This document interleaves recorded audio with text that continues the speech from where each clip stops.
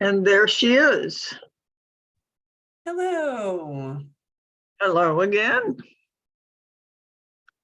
And how are you? Lovely. It's a beautiful day. Yes, a little bit cooler. Yes. And smokier, but there's not so much we can do about that.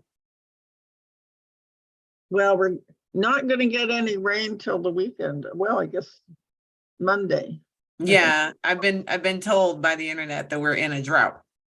So I have to finish planting some flowers and stuff. So I'm really slow this year about getting any flowers and things in, but I'm Yeah. trying to put in nothing but perennials. Oh, okay.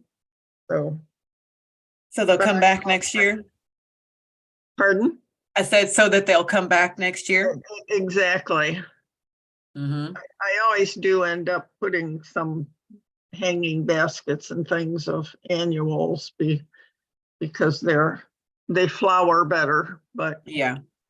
And they're fun. yeah, There's so many really fun annuals out there. this is true. I actually like geraniums because they really bloom all summer, and Mm-hmm. petunias too. Those are Those are, I think, everyone's, like, all the flowering people's favorites is petunias, because they yeah. are I think you're right, and they just they do have a kind of nice smell too. they're kind of amazing. And So you get them in so many different colors. yeah, I personally am I'm planning this weekend to be a put things in the ground weekend myself as well, because we've just been so well. For good reasons, we've been very busy, and Imagine why you'd been busy. But on top of that, I mean, neither of us should feel too bad, because it's been we've had a frost like 2 days ago or something. I mean, it just keeps frosting. And so even if we were to put something in the ground, I don't even know how greenhouses are keeping things alive right now, other than the fact that they're keeping them in the greenhouse, because we keep getting these really cold snaps. So, yeah.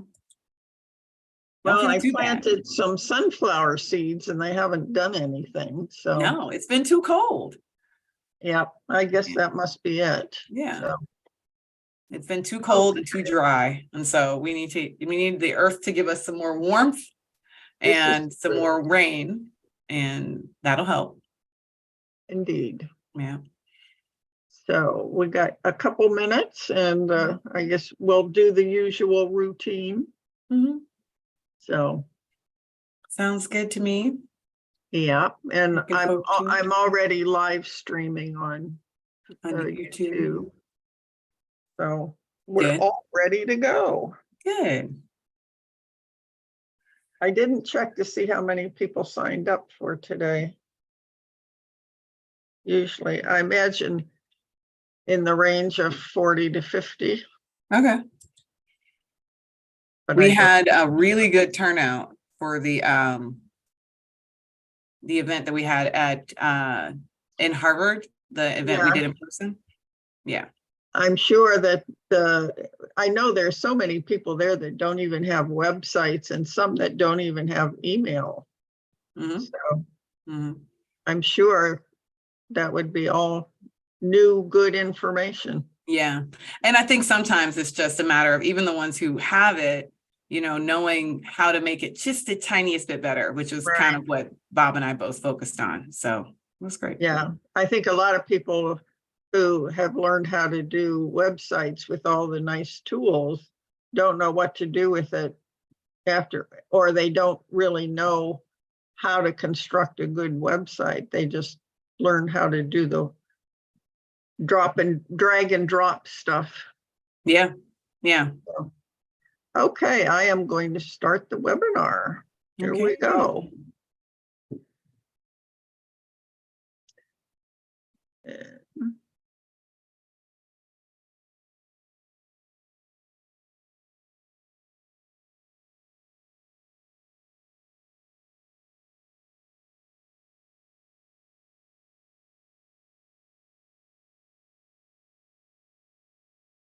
Good evening to those of you who are joining us. We're going to wait a couple minutes and then we will be ready to go.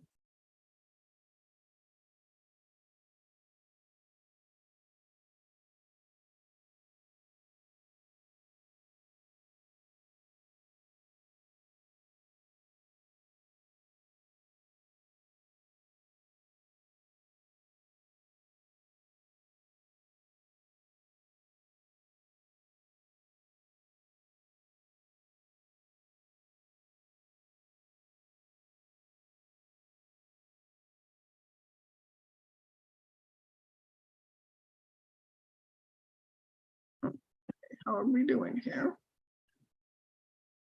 I think I'll get started with the score slides. And so good evening again and welcome. I did put in the chat that you will be receiving a link to the recording. So you don't have to try to take notes or take pictures or anything like that. So before we turn you over to our wonderful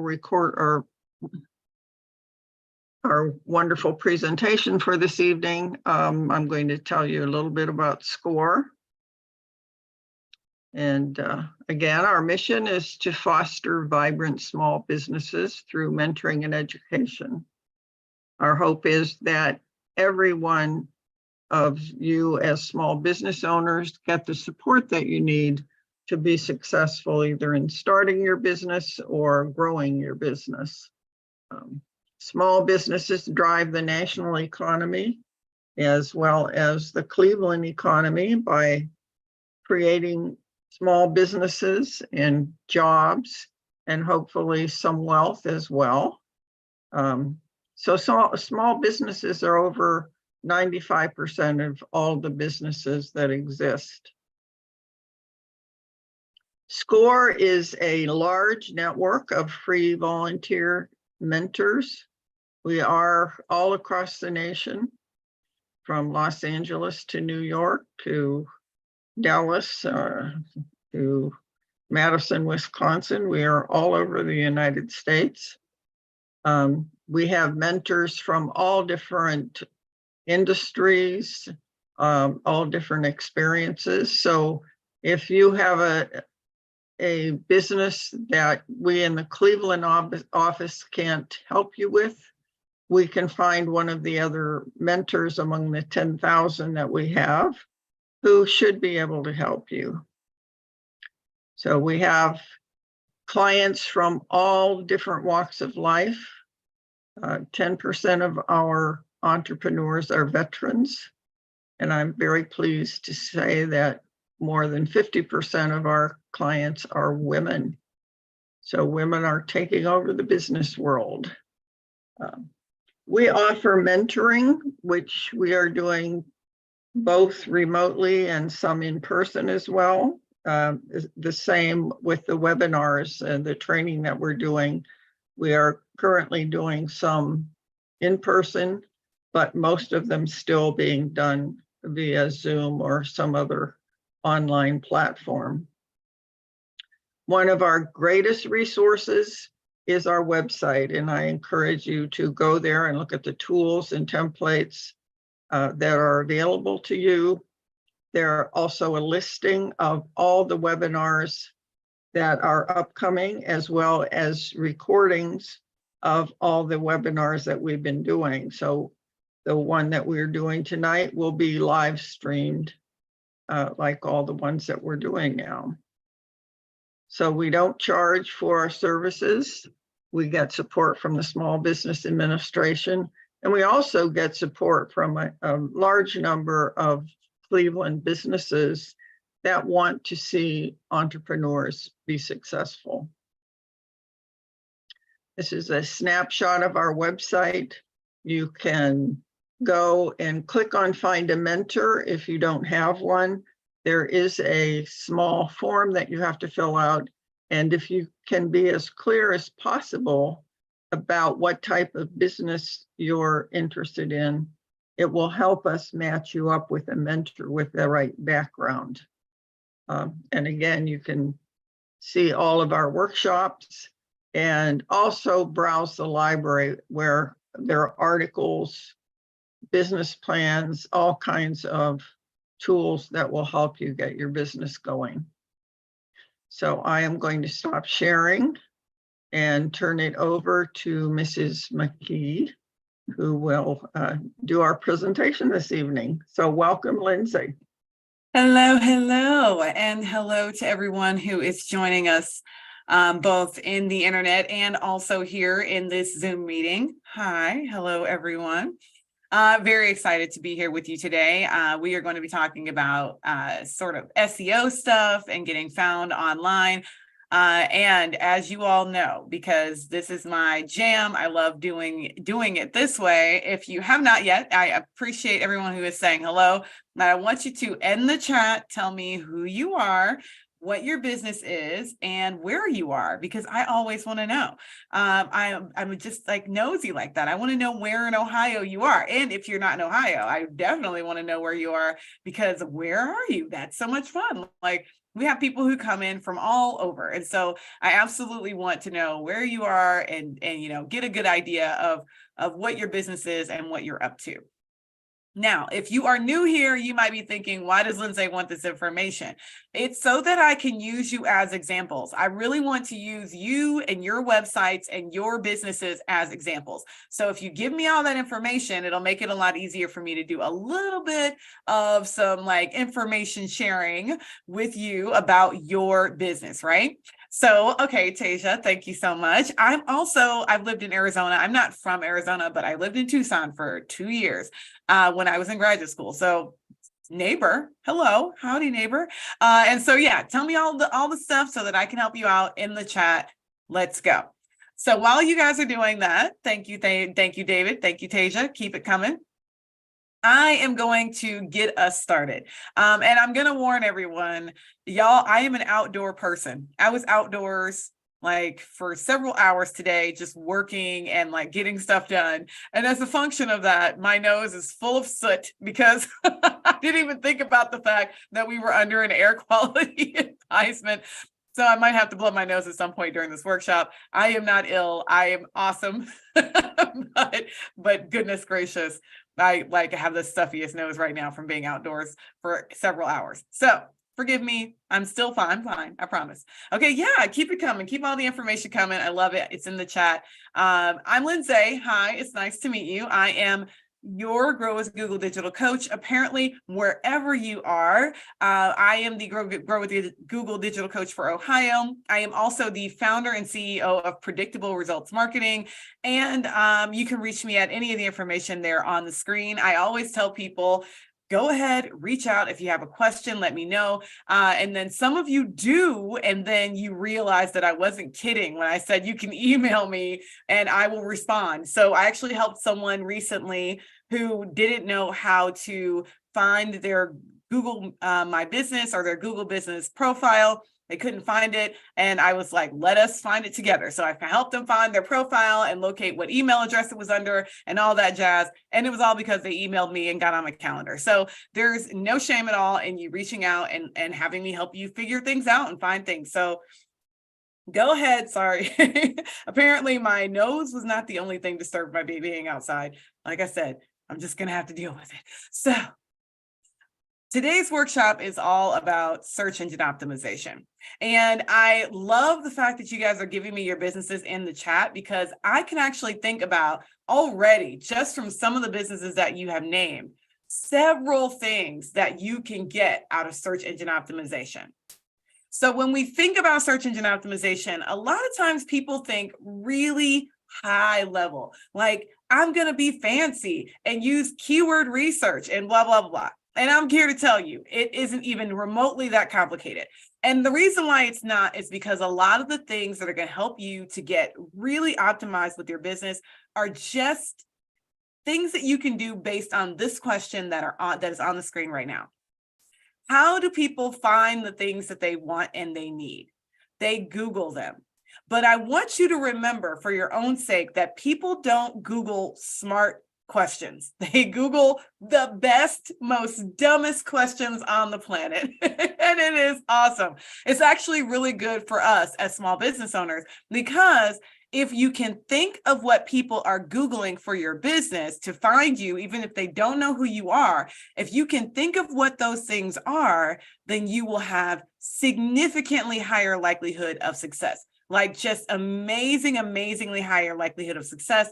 We just have to realize that when people are Googling, they're not Googling the name of your business. They're not Googling TLC mobility transport. They're not Googling that.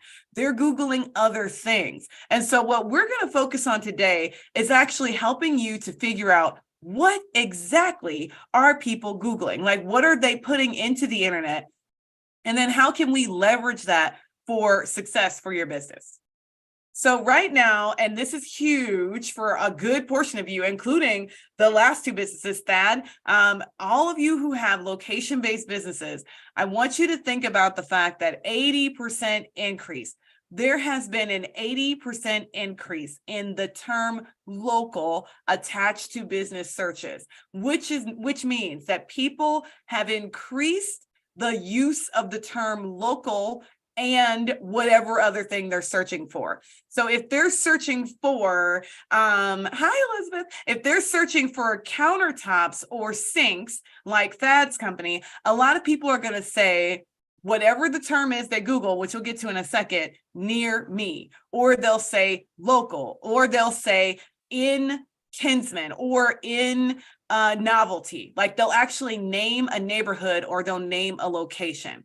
This is huge. And then in addition to that, 61% of consumers are now buying things online in order to pick them up in the store. So a lot of people are saying, since COVID, a lot of people want to be back in person. And that is, for the most part, true. But the reality is that we all still love our convenience. And so we might still want to be in person, but we absolutely adore the convenience that we got from being able to do curbside pickup, or having something ready for you so that all you have to do, you don't have to stand in line, you don't have to do any of the other things, you just walk into the store and pick it up. And so there are more and more of us who are actually doing those behaviors.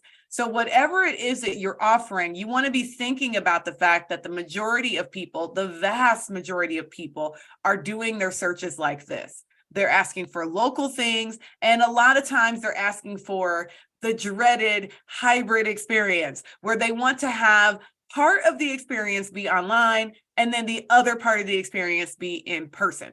And then what we have to do is to acknowledge the fact that that's what they want and give it to them, right? That is really it. Okay, so let me skip past this video. I don't know why I always have a video in my presentation that I cannot view. So let's talk about how search works. We're going to go through that. We're going to talk a little bit about optimization, mostly going to talk about the lowest hanging fruit, the thing that you can do to get yourself found right now. And let's talk about search. So how does search work? The very first thing that happens is someone types words into that Google search bar. When they type words into the search bar, the thing that happens on the back end is very complicated, but uncomplicated. And then the end result is this. So they're going to get some sort of search result. So let me look at some of your businesses, and we'll do a little quick search, right? So we have Tasia. Okay, I'm going to use Tasia as an example. So Tasia's business is a life coaching business. Now, you might be thinking, do people just type in life coach into the internet? Well, let's find out. So this is your basic Google search. I'm going to type in life coach.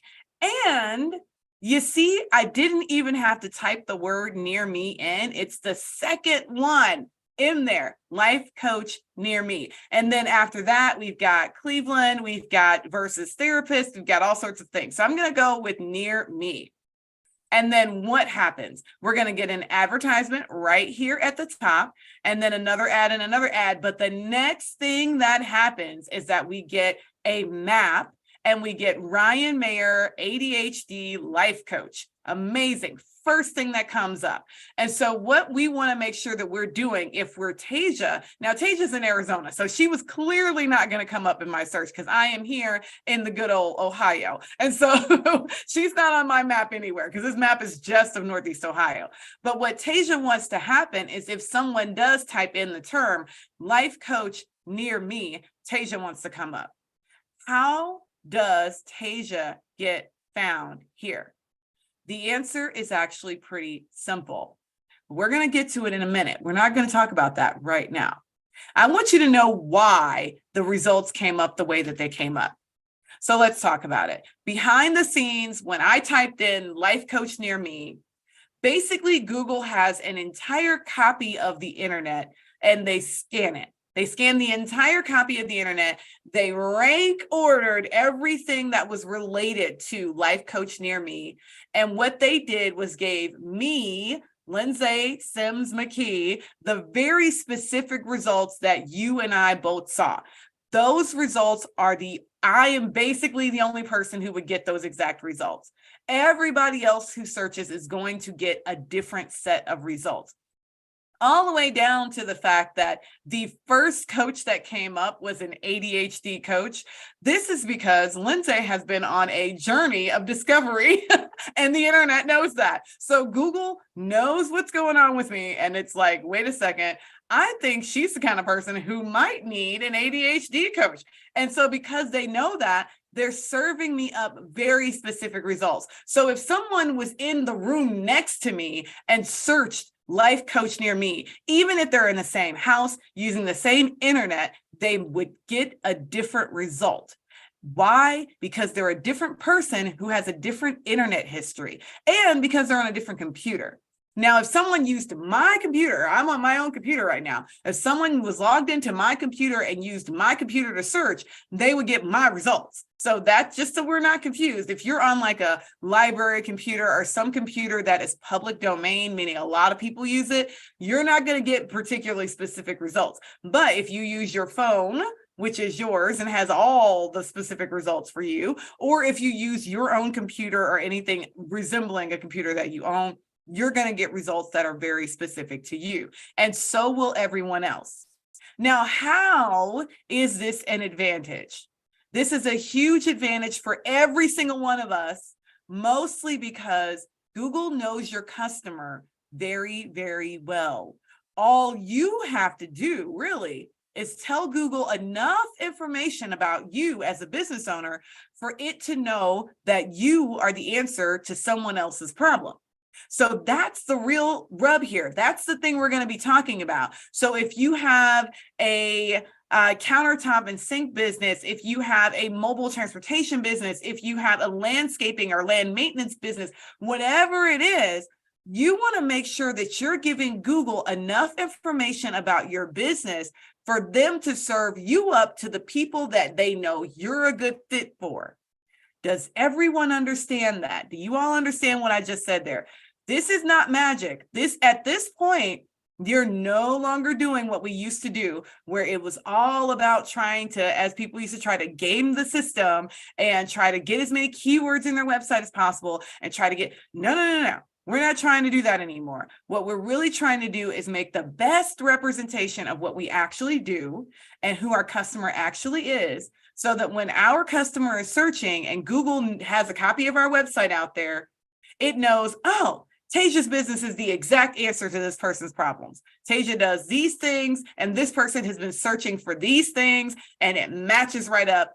Here you go. And they serve Tasia up to the person who is looking for them. That's what we want. That's what we all want. So how do we go about that? Search engine optimization is the process of making your website do exactly what I just said there, representing you and your business so well that Google can say, I know exactly who to serve this website up to. The internet has gotten so much easier to use. We just have to make sure that we're doing our part to get found when those searches happen. And more importantly, we want to get found when those searches happen organically, meaning I don't want anyone here paying money for this service. I want you to do this for free. I want you to use all the free things in order to make that happen.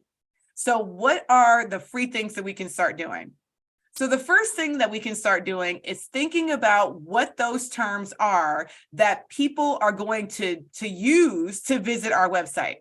So we want to make our websites more visible by kind of knowing what those terms are. We need to also connect with our customers actively, meaning that not just on the website that we have, but also on our social media channels and other places that we have access to our customers. We want to be connecting with them. All of these things are going to increase the likelihood that we have sales. Very, very simple. We just want to increase the likelihood that we're going to have sales. In order to do that, there's 3 very specific things that we can do. The first thing is make sure our website is good. Now, our website being good, it says publish great content. I'm going to tell you the word great is subjective. It is subjective. It is subjective. Mostly because who cares how great it is? The reality is it just needs to be really descriptive, and it needs to be good or great for the audience that you're targeting. So let me see, whose website do I want to go to? Okay, I'll let you guys decide. Someone put your website in the chat. If you put your website in the chat and you want me to, I'll look at your website and we'll talk about the content that's on your website. There we go. Nuria was like me immediately. So I'm going to pick Nuria. Okay, Nuria, I'm going to go to your website. Now, why am I going to your website? I'm not even going to look and see what Nuria does. I'm just going to look at the website. It is ischoolforthefuture.org. Okay. And keep them coming if you want to add your website, because I might do more than one. So go ahead and put your website in there if you're interested. So iSchool for the Future. This website I have never been to before in my life. So this is not something that I'm doing based on like me and Nuria having a conversation. I have no idea what Nuria does for a living and what this business is. I am going to look at it and see if I can match up with what the customer actually wants. Now, if I can do that, then that means this website is doing a great job. If it is, great. If it's not, there's going to be some things that Nuria might want to do to increase the likelihood that she gets found. So we have learn, dream, succeed, boost student success, and create future-ready learning communities, not by chance, but by design. Okay, so there's a couple things. I have a really good idea of what she does, but there's some things that I'm not sure about. So we have boost student success. And then this here picture is of a kid that looks to be about 6, maybe 7 years old. So this 6-year-old makes me think that Nuria's business is all about children, maybe kids between the ages of like 4 and let's say 12 or 11. Now, if that's accurate, this is doing a great job. But if her age range is not 6 or 4 to 11, this might not be getting that, like hitting that nail on the head. Okay, so Nuria says I'm right. This is about elementary school kids. Now, the internet doesn't do anything but read. Google does not do anything but read words. So me, the human person who is looking at this, was able to understand based on what I'm seeing that this was for elementary school kids. But the internet doesn't know that. And the first thing the internet is going to read on your website is this: learn, dream, succeed. And the next thing it's going to read is boost student success and create future-ready learning communities. Now, if I was Nuria, what I would add in here is something descriptive about the age range that she works with, because the internet doesn't do anything but read, and these words don't say that. So when someone says tutor or help for my 5th grader, the internet doesn't know that Nuria is the answer to that question based on just this alone, right? Does that make sense? If everyone if someone typed in the search term like 5th grader needs math help or something like that, because I told you people make bad searches. They just make up words and put them in the internet. When they say something like that, my 12-year-old needs help with whatever, right? They say those words. Your website needs to be able to tell Google that that's what you do. Now, Nuria is asking a great question. Can I describe the image for the internet? Of course you can describe the image for the internet. And the way you would do that is using something called alt text. Every single image on your website should have what is called alternative text. That alternative text is what tells the internet what this is a picture of, because without it, the internet has no idea what this is a picture of. So it cannot help you deliver this to the right people because it doesn't know what this is a picture of. So Nuria just kind of accidentally stumbled upon one of the best secrets out there, which is make sure that every image on your website has that alternative text. Now we've got just a homepage. I haven't even looked at anything else. I haven't scrolled. I haven't touched anything else on our website. And we already know that Nuria is on the right path. But this here, the second tip, use page titles and descriptions very well. This is one of the things that a lot of us don't do very well. So if we look at her page title, it says, iSchool for the Future, Learn, Dream, Succeed, which is what this says here. Now, the internet doesn't know anything. Remember, the internet is dumb. It only knows the words. The words learn, dream, succeed look great here. And I wouldn't even suggest you change this. I would suggest you make this sentence a little bit more, add in some numbers, like for your elementary school student, something along those lines. But just so that the internet knows, and so that it's not a question for anybody who doesn't look at that picture and automatically see an elementary schooler. Like there's some people who would look at that picture and be like, I don't know, what is she, 2? Like people don't know. So I'm a woman who has been around children my whole life. So I can look at a kid and know exactly how old they are. But there are plenty of people who haven't had that experience and don't know the ages of children by looking at them. And so you might want to include something that has like age range or something like that. But she can also do that little alt text thing. But the other thing is right up here in the top bar. You guys probably can't even see this, but when I hover over the very, very top of the website, it says iSchool for the Future, Learn, Dream, Succeed. That is literally the first thing the internet is going to read. It is literally the first thing. And because that is the first thing they're going to read, we need that to be very descriptive, very, very, very descriptive. That is the title of this page. Now, it is good that Nuria's title doesn't say nothing, which some people just say home. But the reality is the title could say anything.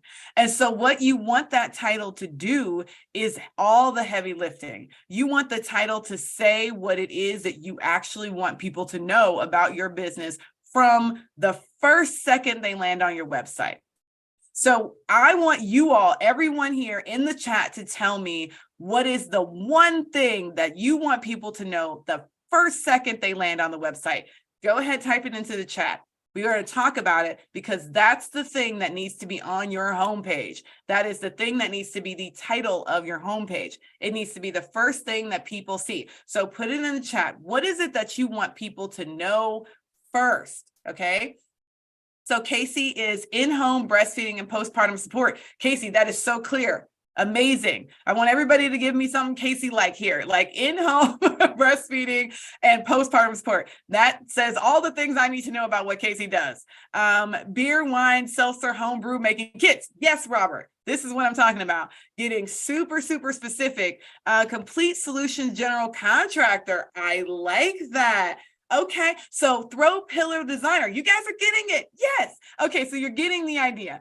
The idea here is that you have to say something specific. Coaching and professional learning for elementary school teachers. Nuria, I was thinking this was for parents. This is for teachers. This makes even more sense now. So now you really need to change that up, because if I was reading it, got what you do for a living, and misunderstood your customer, Google is probably doing the same thing. Isn't that silly? So we don't want there to be any confusion about who your customer is. And so if your customer is teachers, then I would make sure somewhere in here very first thing it puts is for teachers, around teachers, because teachers are the best thing on the planet. Whatever you want to put in there, make sure that that like not by chance, but by design. I love that it could say for teachers, not by chance, but by design. Just add those like for teachers in there. Bang, you're done. That's it. You can go home. And so, but that would be a way for you to make sure that the internet knows exactly who you're talking to. Okay, so you guys get the idea. I have a feeling that you're getting where we're going. Now, the last thing, it's not the last thing, but it is really, really going to help you make your website useful to people, but also useful to the internet, because remember, Google and Bing and all the other search engines don't know how to do anything but read. So if you don't give it words, it doesn't know what's happening, but also it doesn't know how to interpret things that are out of order. So what you want to make sure is that your website is very well organized. So if we go back to Nuria, she has her homepage here, About Us, which is great because the first page everyone goes to on your website is your About Us. It doesn't matter who you are and what you sell. About Us is the first thing. And then programs. And we have teaching transformation programs, STEAM, Sell, Approach. Those are the two programs that she offers. It's relatively clear that those are the programs. It's not exactly clear what they are. That's fine. We can get to those pages and see, and then blog and donate. This here is very good organization. Very, very good. Just a matter of helping people to know exactly what it is that you do with the programs. You have a blog for them to read more, and then a button for them to donate. Now, we have a little bit of a challenge though, because right underneath this banner, we have two buttons. We've got Join Us and About Us. Now, the reason why we have two buttons, I can completely believe I know why. But as for organization, I have no idea what the Join Us is for. What are we joining? Am I joining your community? Am I joining my own community? What is happening? What am I joining? And then the About Us is just a repeat of this lovely orange button here. So my question to Nuria would be, which of these two things do you actually want people to do and why? And then give them a reason on the website. So if you also out there in the internet have multiple buttons, or you have something on your website that is going to have people have an option, first of all, the options need to be equal. Let me give you an example of what equal options are. Or middle school teachers, she could have a button that says K through 9 and then 9 through 12.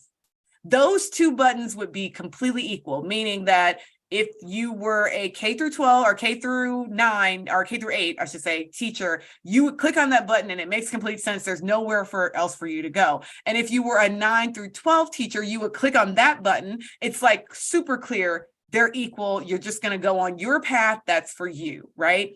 Or if Nuria's website was aimed at both teachers and administrators, she could have a button that says teachers, one that's like, teachers, click here, and then another one that says administrators, click here. Those are equal activities, meaning that if you're a teacher, you're going to click here and you're going to go to pages that are all about teachery stuff. And if you're an administrator, you're going to click here and you're going to go to a page about administratory stuff, and it makes complete sense and it's equal. But Join Us versus About Us are two different things, even though they both sound like they're similar because there's two us's in there. But an About Us page is just a page about my business. It's not about you at all. It's not about the journey or anything. It's just about my business. Versus a Join Us is a call to action. So the call to action here is for me to do a thing.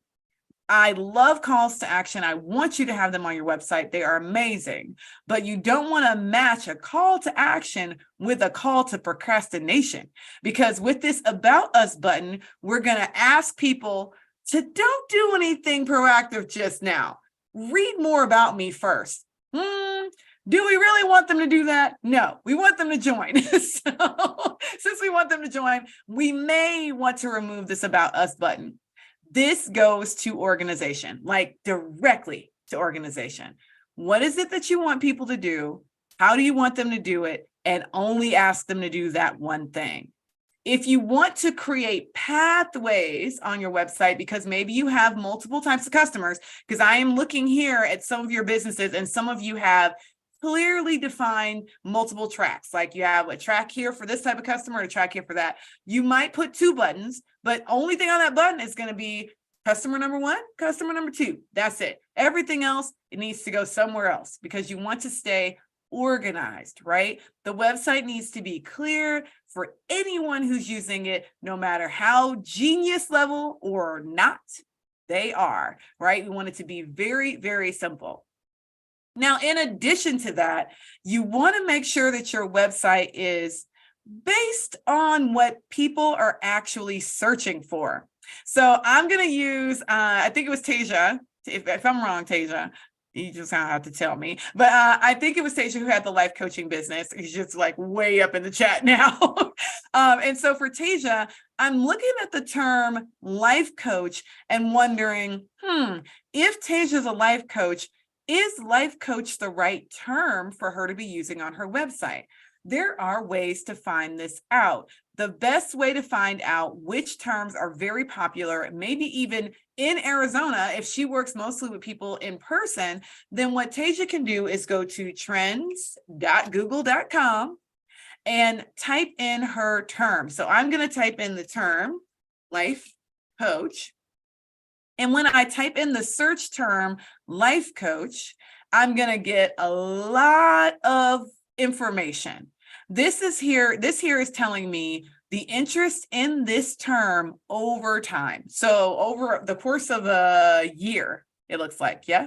No, this is a day. Let me change the time to the past 12 months. Okay. So over the course of the past 12 months, you see the variation change there? That's crazy. So over the course of 12 months, this search term is at the top, meaning that the volume for this search term is relatively high all the time. It is at 75 or above in the calculation of out of 100, like 75 out of 100. You can think about it like it's percentages. It's not particularly special. The number really is just a measurement of how much people are searching this term over a period of time. So with this term life coach, very highly searched, it looks like, okay, Tasia's going to be like, I could have told you this. It looks like this term is most popular in January. Why? Because everyone is trying to change their whole life at the beginning of the year, right? And so that is why that term is the highest in January. And so if we look at a term like this, then that means that in January, Tasia's website needs to be all over the term life coach. Like, you need to have it everywhere. You need to be using it in social media. You used to be using that term all the time because it is the most popular time of the year for the term life coach. But in addition to that, we can scroll down and actually look and see if there are other terms that people are also using. Now, we've got life coach terms and conditions. Well, this is a lot about personal narratives. I love this. When you get a result like this, so what's happening here is that there is probably either a classroom somewhere or a group of people who are searching a term related to something specific that has the term life coach in it. And so right now we're getting a breakout, meaning there's a lot of people who are searching a very specific, very long keyword, like, did Coach Baker die in real life? That is completely unrelated to life coach, but it is Coach Baker real life. And so the terms are coming up together. We don't care about that, though. That's not what we care about. So what we can do is actually go to the next page. And the next page, you can actually start like moving through these pages to see which terms are going to be good terms for you, potentially other than life coach. Now we've got life and business coach. We also have over here mental health counselor. We've got lifestyle guru. We have all of these other mindset, young adult. There are other terms that people are using along with life coach. Now, that does not mean that you should not use life coach. It just means that we have options. And that's what we really want to do, is look and see if there are alternative terms that people are using that we really want to be using for our website.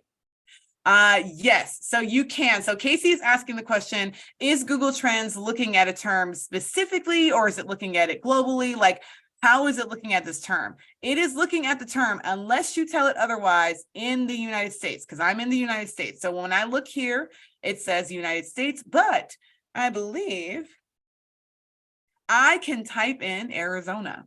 And so I can get really specific and say, I want to see how people are using this term in Arizona. It's going to give me feedback for Phoenix and Tucson. It is also going to give me feedback on the other terms that people are using specifically in Arizona. So if you have a business that is very, very geographically located, like some of you have landscaping businesses or the countertop and cabinets, when you're looking for terms like countertops or cabinets, maybe even you're looking for specific types of terms like Korean or Corel or whatever, like a brand name or marble, you can look very specifically at Ohio instead of looking at all of the United States, where you're going to get a skewed result from California or Oregon that is completely unrelated to what people in Ohio are searching for. Great question, Casey. So making sure that you are actually making your term related to where you are, especially because I've already told you that the majority of people right now, 80% increase in search based on the terms near me. And so if you have a location-based business, you are going to want to know which terms people are using, and you're also going to want to know which terms people are using in your geographic area, okay? So you can compare. So we've got lifestyle coach and we got life coach, but what about lifestyle coach? How is that term different? Now, what we're seeing, and I'm still in Arizona, is that the term lifestyle coach is like non-existent. No one is typing that in the internet in Arizona. Not happening. You see here, it's all blue, no red. This is amazing. So if Tasha was thinking, well, maybe I should switch it up and change the term, don't change it to lifestyle coach, because that is not a term that people are using in Arizona at all to refer to what you do. And so you want to do that type of searching or that type of looking to see what is happening with your term, the one that you're thinking that people are searching for. What's happening with that specific term, maybe even specifically in your geographic area. Now, after class, I'm going to give you guys some homework because we've got a few more things to get through. I want you to go to Google Trends and Google the term that you think people are looking for. Matter of fact, all of you geniuses gave me your terms when I asked you what's the one thing you want people to know. So I want you to do that same thing. Professional, honest mover. I want Amber to go ahead and put that in Google Trends. Honest mover. See what comes up. I want you to look at the terms that you use or that you want to use and see what comes up in Google Trends. You might find that that term is completely flat, like lifestyle coach. It doesn't mean that you can't use it, but it does mean that you want to use the other term too. So if Tasia, as an example, is going to have a website about her business, then she is going to make sure she uses life coach as her title, even though she might use the term lifestyle in describing what she does. Do you see what we're doing there? So we're using the term that everyone uses to describe what you do, but then you can use all of those other phrases that make you feel good or that are really beautifully descriptive. You can use those terms in the other portions of your text, okay? I think you guys got what I'm doing there. Now, the next thing you want to do, that's the first thing is the first thing. Please go do that stuff. Look at your website, read the words on your website. If the words on your website do not describe both what you do and who you do it for very clearly and gives them a path forward to get more information immediately, if your website doesn't do that, those are the things that you got homework to work on immediately.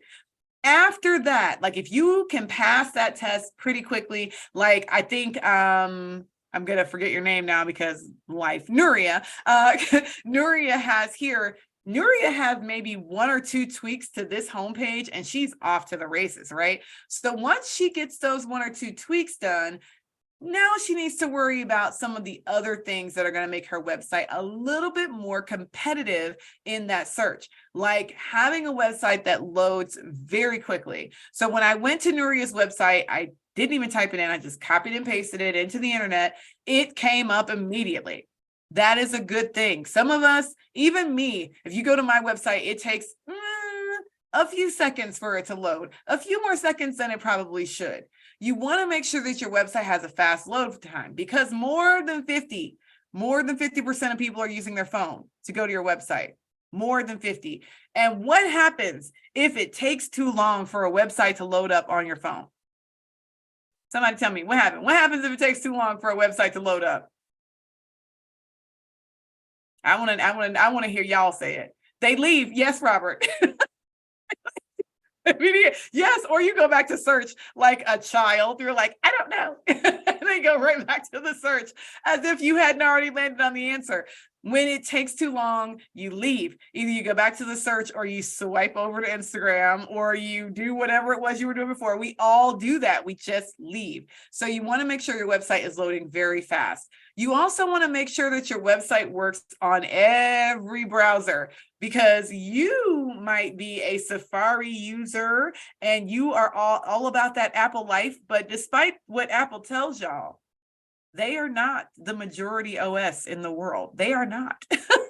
So if you are not operating or making sure that your website operates on Chrome and on Firefox and on Bing, because there are people who use Bing primarily. If your website does not work on those platforms, or worse, if it doesn't work on people's phones, then you're really losing them. I will give you my ridiculous example of this. I had an advertisement coming for this dress. It was right before I was going on vacation. It was a couple of years ago. And I was like, okay, you've advertised this dress to me so many times because I clearly love it. Every time I see it, I stop for long enough for you to know I like it. So I'm going to click on this dress. I clicked over to the website, prepared with my credit card to buy the dress. The website would not scroll. You know how you have to like swipe up a little bit in order to change the size, pick your size? It wouldn't scroll enough for me to pick my size. I left the website, X'd out, and went back because I was like, maybe my browser is broken. I gave them the benefit of the doubt. Maybe my browser is broken. Clicked on it again, went to it, that did it again. This was a glitch on their website. They were running an ad though. They were paying money for me to see the dress on my phone via Instagram, which is a phone-only platform. Literally, they were running an ad on my phone for me to go to their mobile website, and their mobile website didn't work. Y'all, the biggest waste of money I have ever heard of in my life. And so please don't be that person who is like, I'm sending people to my website, but my website doesn't work on their phone. Make sure your website works on people's phones.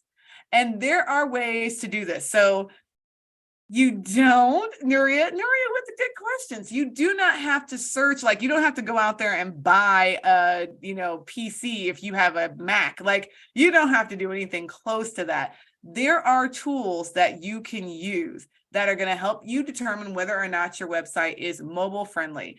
First one is this one. I'm going to type it into the chat. I'm going to need Anita to give it to you guys, but Go Mobile Friendly. Go Mobile Friendly is a great website for you to see whether or not your website is mobile friendly. Google wants your website to be mobile friendly. And all you have to do is copy and paste your URL into that bar, and you will be able to find out whether or not your website is mobile friendly. So making sure that you're thinking mobile first is huge. And then additionally, Google Search Console, which is my favorite other tool. Like I love Google Trends. I love a lot of these tools because I actually use them. I'm not giving you tools that I don't use. And I have used them since before I was a Google coach. I knew about the Search Console and thought it was great. Also typing this in the chat for you guys. The Search Console is going to help you to look and see if your website is working on Bing or if it's working on Firefox. It'll actually tell you also if there are pages on your website that are broken, like links that are broken. So maybe like my issue with being able to change the scroll up so that I could see the different sizes. There are times where you go to someone's website and the little button that you click on, like you can swipe up and down, but the buttons don't work. And what Google Search Console does is it actually looks at your website on a regular basis to see what's working and what's not, and it gives you a report. And so you don't even have to worry about figuring it out. It will give you reports. It will report out to you. And if you have those reports coming to your inbox, you'll just get a like nice little beautifully colored report to you. Like, I don't know, it kind of depends on how often you want to get them, but you can have that report delivered to your inbox. It's very simple. Now, I do want you all to do this. I want you to make sure that you are going out into the internet, searching for those words that we think people want, what they're looking for, and seeing how your business shows up. How does your business show up for those things? Now, there are at least a couple of people in here today who I have done this with, like I've done this with you, and some of you don't show up. Now, there's a few things that you can do to actually make yourself show up pretty quickly, even if you were just Googling the name of your own business. And the very first one is your Google business profile. Not going to spend a ton of time on this, but it is probably the easiest thing to accomplish that will take you the furthest with your business. This is what helps you end up with this little box here on the side of the screen. And if we look at the map here, coming back to my how did Ryan Mayer, ADHD life coach, get in here? The way he got in there was via the Google search or the Google business profile. That is how you get in there. Now, this used to be called Google My Business. So if you remember it by that name, that is the exact same thing. The difference is that now it is managed on the map. So you don't have to have a separate app for it or anything like that. It's managed on the map. This has the ability for you to edit just about everything that someone can see about your business. Just about everything. It is amazing what it can do.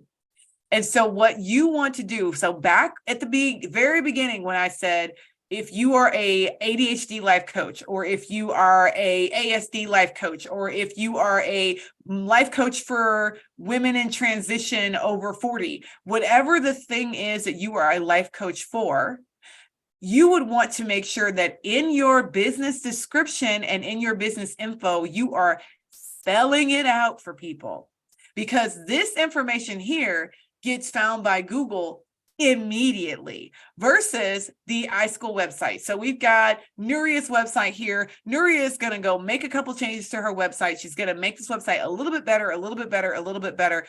Every time she does that, though, it takes Google a minute. And by a minute, I mean however long it takes for them to register those changes and to start serving her up for those changes. Versus your Google business profile, if you change this, those changes show up pretty much immediately, because you're changing it directly for Google. So you're not just changing it for quote unquote the internet in general. No. It is your Google business profile. You're changing it with and for Google immediately. So if you have a business where, let's say you decide you're going to go on vacation for a week, you can actually change your Google business profile's hours so that you're unavailable for the next week. You can put up special hours and they will show up immediately. It is amazing. If you know that you're going to be late opening the shop, you can change your hours on the Google business profile immediately so that people know that you're going to be there at 10:30, so that if someone Googles you in order to get your location and they show up and they're like, I thought this business opens at 9. What's the first thing they're going to do? They're going to look it up. And when they look it up, they're not going to go to your website. They're going to type the name of your business into the internet. The internet is going to pull up your Google business profile. And if you've changed your date, your time that you open, they'll see, oh, she doesn't open until 10:30 today. Magic. It's amazing. So amazing. And on top of that, Google is smart, as we all know. When you have a Google business profile and you update it with posts, messages, reviews, what does Google now know about your business? It knows that your business is active and engaged and happening in the real world right now. Now, why is that important?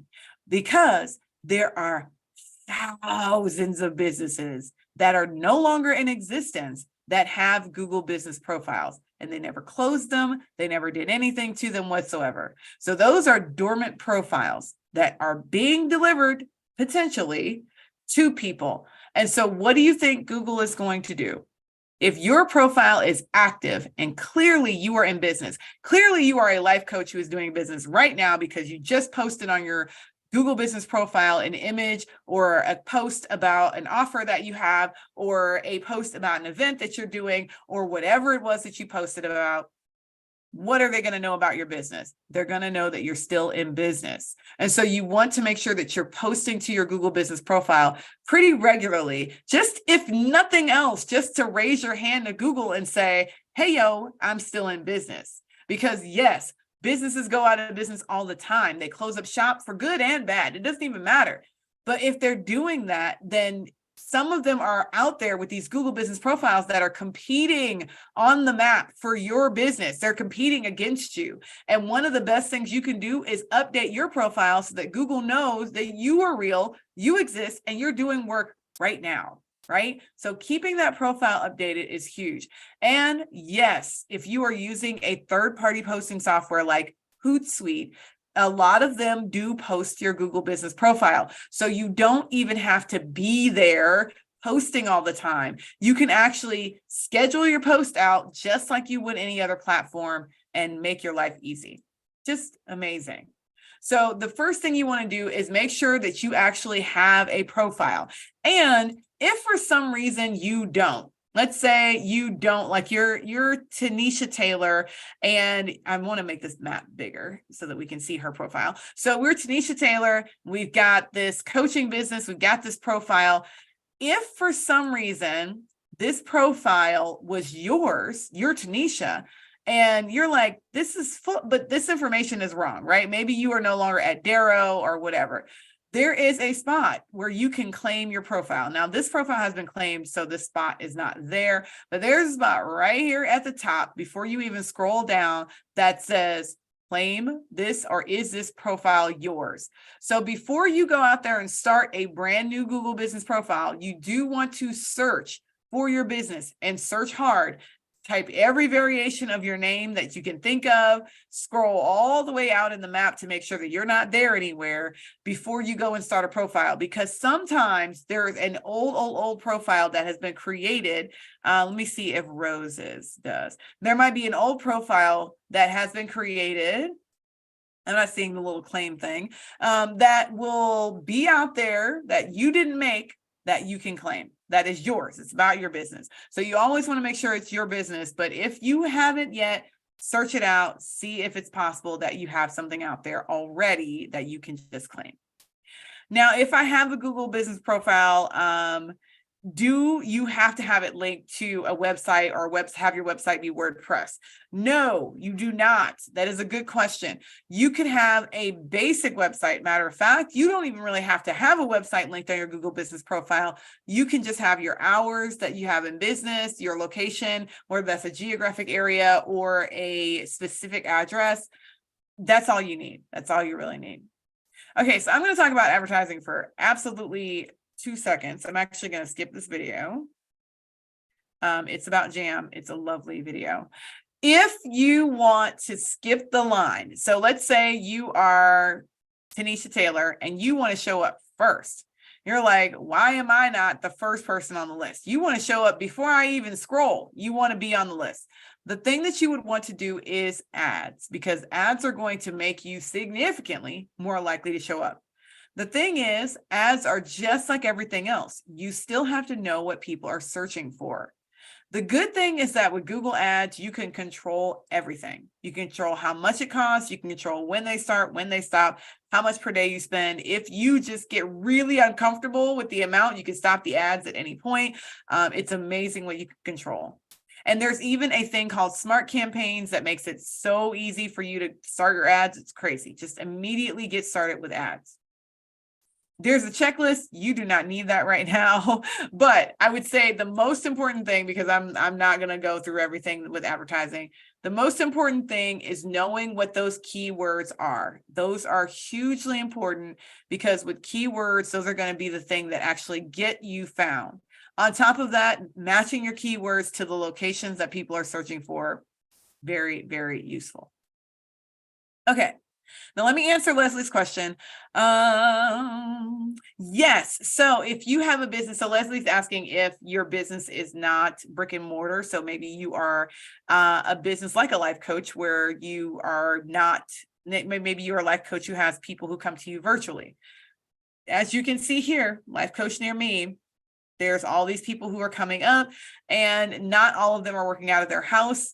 Some of them have service areas. Some of them have specific locations. It just depends. So when I look at the different options, let me see if, there we go. We got Angie. Angie immediately is coming up, and Angie is online booking. There we go. Her services are online. She has her website button right there. That is how you get in contact with her. But no, there is no address. As you see here, there's no address. She serves the United States. There you go. So you do not have to have a specific, I would say saying you serve the United States is not the answer, but you need to have something relatively specific in there, like Ohio.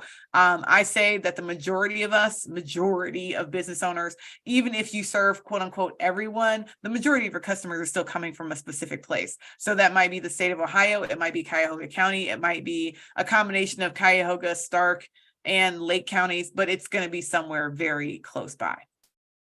Okay. So 3 ways to appear. We've talked about all 3 of them: organic search, ads, and your business profile. You want to be using all of them. You want to have your website showing up. You want to have your Google business profile showing up. And eventually, when you are ready, you want to do ads, but not 1 second before you are ready. Now, before we leave, before I let you all go, I want to know, what are you going to do with all this information? What's your next step? What is the thing that you are going to do? Because you know, if you've been here for longer than 10 minutes, you know that I care about you doing something for your business. So what is it that you're going to do? What's the thing that you're going to do next? And if you want, I would love to know what you learned too. Like, tell me what you got out of it. Because I want to know that you got something out of this workshop. I love that. Fix your homepage and figure out. Yes, Nuria, the console is not hard. I promise you, it's not that difficult at all. If you already have Google Analytics, it's going to take that long to set it up. It's very simple. Try Google Trends. Yes, Rochelle, I like it. David, research. Research is good. Research first. I'm okay with a little research. Okay. Okay. Well, yes. Then get Google Analytics set up first, and then do your Google Search Console. There you go. There you go. Irma, okay, you're going to get started with that website. Irma, the next workshop, I want to see you dropping a link in the chat to your website because I want to see it. And don't think I'm not going to remember you, because I will. So next time, Irma, I want to see your website. Okay. Yes. Post on that Google business profile. Yes. Get something out there. Make sure that Google knows that you are still a person who is in business. Okay. Do I see AI changing any of this? Tom, that is a really good question. I feel like the answer is AI is already changing this, mostly because if you go to do Google Ads right now, even before AI was popular, when you would go to do your Google Ads, it would actually take your landing page and it would comb the words out of your page and give you an entire set of suggested keywords and suggested phrases for your ads. It's amazing. Now, your website has to be good in order for that to happen. And so you have to make sure that the content on your website is good. So what I hope is going to happen, Tom, is that more people are going to listen to what I just said and say, okay, Bard or ChatGPT, they're going to ask the internet to help them write content that's really good for a specific customer. That's what I think is going to happen. And then that means that those of us who do that, those of us who are prepared, thinking in advance, doing our research, are going to be the ones who win, because we're going to have really well-written websites that serve up exactly what people want, right? Exactly. Okay. Oh, I love that. You know what, Amber? The other key ingredient, the one that we didn't talk about here, is time. Because as much as, we can have all of our 90 our ducks in a row, time and exposure. So once you get all of your ducks in a row, the other thing that I will advocate for a lot is using social media to send people to your website. And when I say that, I mean all of the socials, including the search socials like Pinterest. That's another workshop for another day, but it is a really good way to send people to your website, because the other thing Google needs to know, they need to know what the words say, but they also want to know what people's interest levels are. And the only way it can get that is if it gets people onto your website. So sending people to your websites is it's huge, hugely important. So I already gave you a ton of research. If you're into this sort of thing, you might want to snap a picture of this slide so that you can get an idea of what all the different resources are, okay? You guys are great. Thank you all so much. You're so helpful. And if you want to watch another workshop like this, head over to YouTube, or if you want to watch this exact workshop again, it's on the SCORE YouTube channel, and we love it when you guys go over there and watch our workshops. So head over to the SCORE website, our SCORE on YouTube, and watch our workshops there. If you are in the market for a certification, Google is actually offering certification scholarships right now. Head over to the grow.google/certificates, see what's available, see what certificates are available. Oh no, Leslie, only in that you might want to be specific about the who. Just get specific about who. That's always the answer.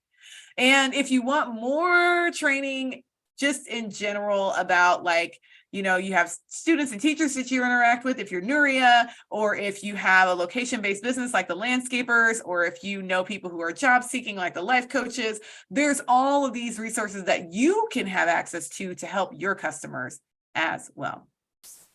Okay, I think that's it. Let me mention that the recorded workshops are also on our website. So yes, by probably early next week, there will be, and the previous ones that we've recorded are also on our website. So good. If you just go to our website, you'll be able to find not only Lindsay's recorded webinars, but lots of other ones as well. Awesome. So wonderful session, as usual. Thank you so much. And I hope everybody who will implement all of those wonderful things that you've given them ideas about. And I'm sure they'll all be back for the next webinar. And I'm not sure when it is, but it's on our calendar. So thank you again. Have a good evening, everybody.